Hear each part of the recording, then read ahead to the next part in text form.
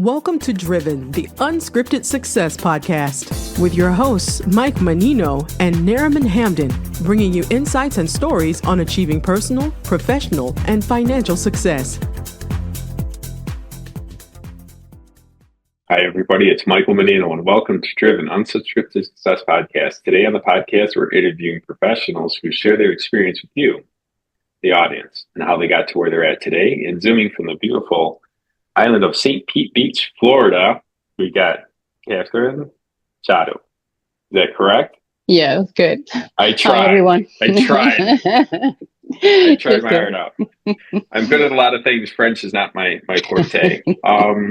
Could you do me a favor and tell the audience a little bit about yourself and where you came from? I knew that you came from Belgium to St. Pete's. That is amazing. And what you do and what your focuses are. Yeah, sure. So I'm a marine biologist, and I started diving when I was 8 years old, and that really completely changed the trajectory of my life. I fell in love with the ocean, fell in love with marine life, and I knew from the very beginning that I wanted to do something around, the ocean. So I became a marine biologist, got a PhD, did a postdoc in the Azores, and then started teaching, grad and undergrad students about marine science, climate change, marine resources management. And then I realized that I was getting frustrated because only teaching students, what's happening and measuring the demise of the reef and the fisheries and the things you love the most can get very depressing and oppressing. So I decided to leave my academic life and become a consultant so I could be part of the solution and work on restoring the reef, restoring the mangroves and everything. And I did that for about 10 years.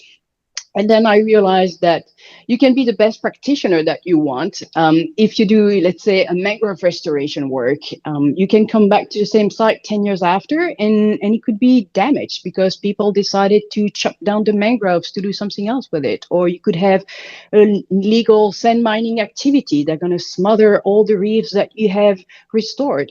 So I started to work more with governments and trying to, help them design strategies and roadmaps to become more resilient to climate change.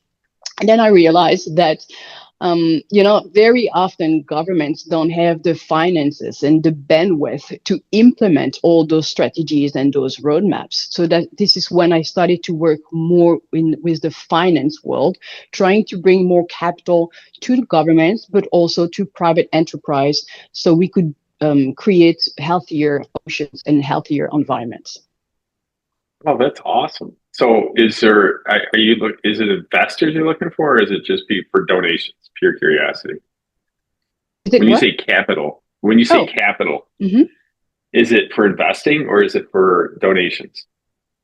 So we need both, actually. So we need public money. We need public money. We need grants, like free money, like donation, if you will, like philanthropic work and public money, to actually de-risk early ventures. So we know that public money won't be enough to change everything that we need to change to have healthy oceans. So we need to bring in a lot of private capital, a lot of investments in different ventures that are going to make the ocean healthier.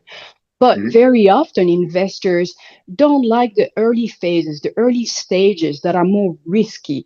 That's why we need public money to invest in early stages ventures to de-risk that venture and attract more private capital and VC partners.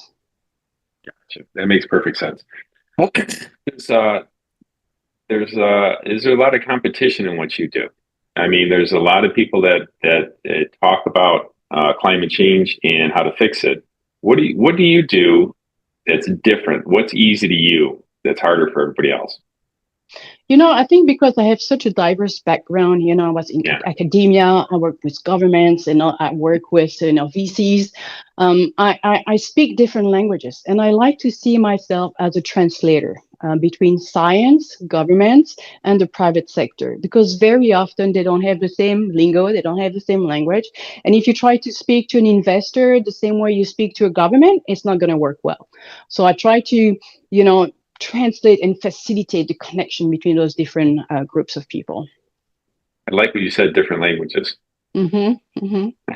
It's like, dealing with our government's got to be fun. Yeah, for sure. Let's not go there.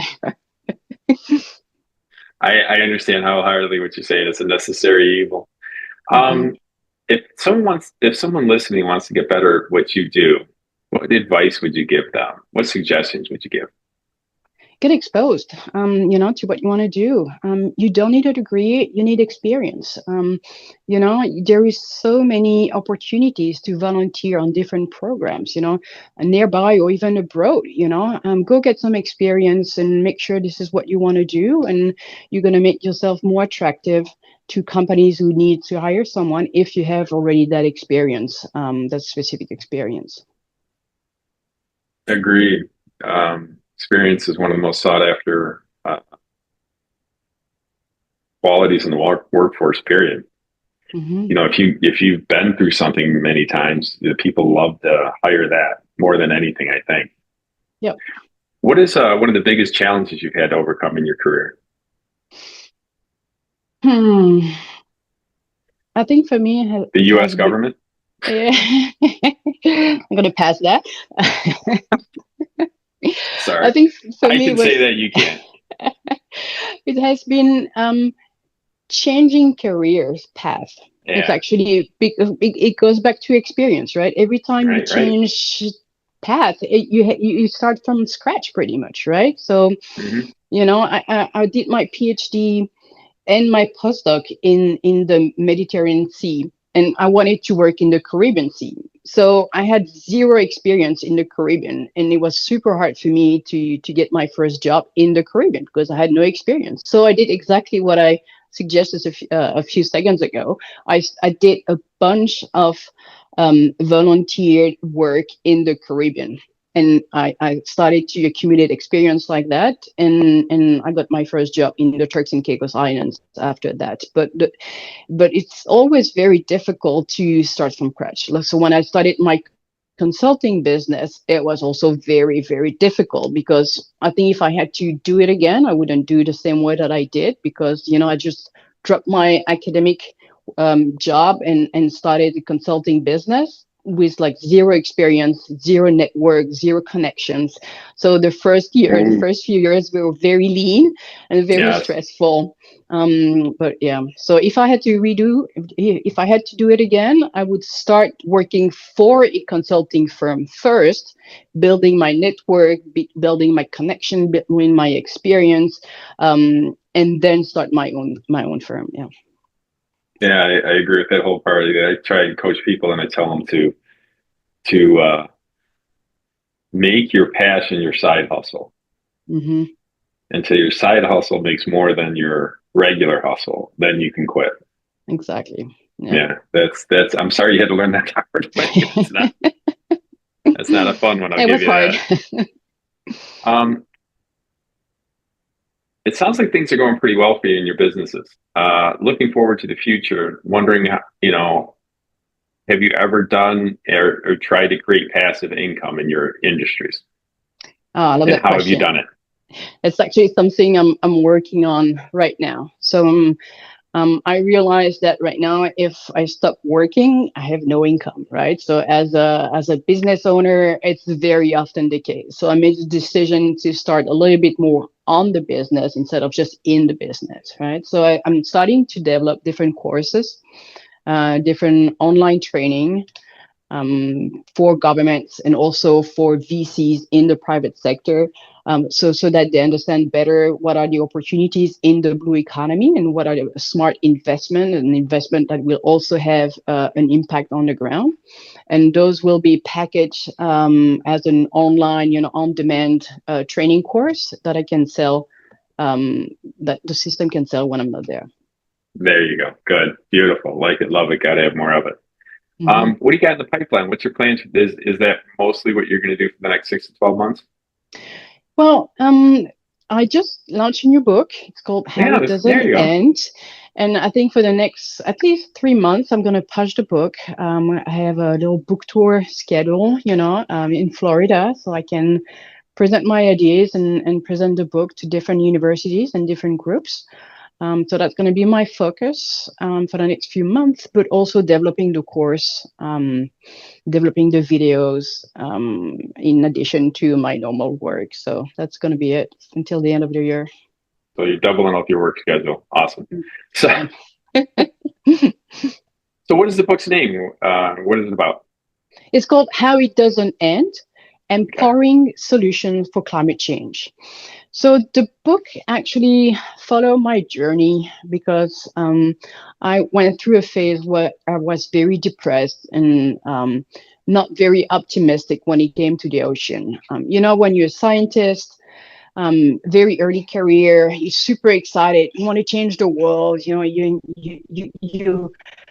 fresh out of school, and then you go to those big scientific meetings and everything you hear is just doom and gloom. Everything is dying, sharks are you find the sharks, the reefs are dying, the fisheries are overfished, and everything is so wrong. There's nothing positive that usually is presented during those research and conferences, and it was very hard on me. I went through a little phase, I want to say depression, but I was very, very low, because when you work in the environmental field, it feels like sometimes you go against the grain and nobody cares about the environment. Nobody cares about the ocean. It's all about profit and greed. So you feel like it's always in tension with the rest of the world. So it's very, very difficult. So I had to force myself to look for solutions. So I lived and worked in Borneo. And I was teaching marine science and to millennials. And those guys, really were asking and pushing to find solutions. They were driving the discussion, not towards the problem, but they wanted to know what they can do. So this really changed my perspective and forced me to find, what exists already today. What can we do today? So that's what I explain in my book, that we need to change the narrative. We need to move away from the doom and gloom. We're all going to die. It's the end of the world. To, yes, we have a problem, but we also have the solution. So important, because if you think that everything is doomed, you enter in what everybody knows as the fight and flight mode, right? But when that happens, your brain redistributes the blood flow from your prefrontal cortex to your amygdala. And when that happens, you have less oxygen, less nutrient in your prefrontal cortex, which is the region of the brain that allows you to make complex decisions. And if you don't have enough blood flow there, you're physiologically not able to think in your best ability. You're physiologically not able to take the best decision possible. So it's super, super important that we not only talk about the problems, because yes, we have problems. So there's no point of putting, rosy glasses on, but we also have the solution. Today, in 2025, we have all the technology to reverse climate change. So it's not a technological problem. It's a political problem, in which direction do we want to go, in what environment do we want to live in, and do we want our kids to live in? That's what we have to think about. Awesome. I can't wait to read the book. I can't thank you enough for being on. It was very informational, and I definitely want to